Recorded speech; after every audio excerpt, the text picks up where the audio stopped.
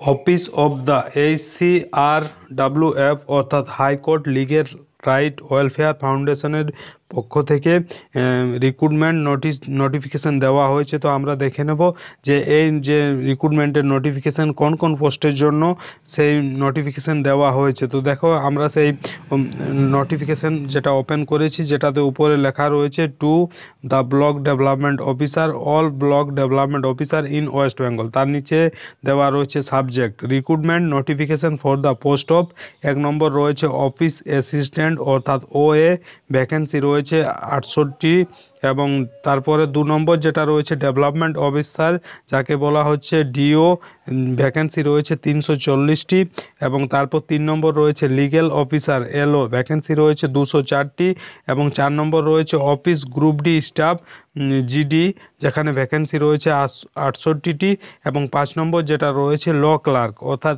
LC, যেটাতে vacancy রয়েছে 544টি। তো এই যে টোটাল ভ্যাকেন্সি রয়েছে সেটা হচ্ছে 1224টি।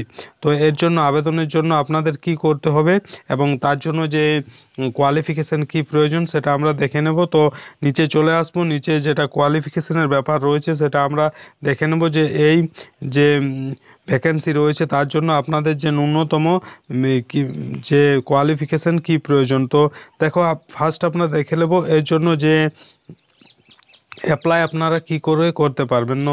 এখানে বলছে হাউ টু অ্যাপ্লাই, এখানে বলছে interest candidate can submit their application form along with their CV via email. অর্থাৎ আপনি যদি এই পোস্টের জন্য আবেদন করতে চান তাহলে আপনাকে অবশ্যই নিজের CV অর্থাৎ যাকে রেজুম বা বায়োডাটা বলা হয় সেটা, এবং যে অ্যাপ্লিকেশন ফর্মটা আমরা দেখতে পাচ্ছি এটা ফিল করে আপনাদের যে ইমেল ID দেওয়া রয়েছে www.HCLRWF@gmail.com, এই যে ইমেল ID সেখানে আপনাদের ইমেল করতে হবে আপনাদের অ্যাপ্লিকেশন ফর্মটা এবং CVটা।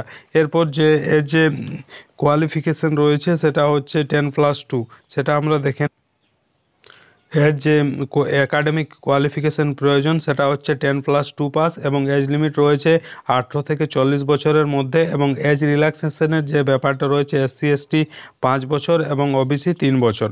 তো যারা ইন্টারেস্টেড অবশ্যই আবেদন করে নেবেন।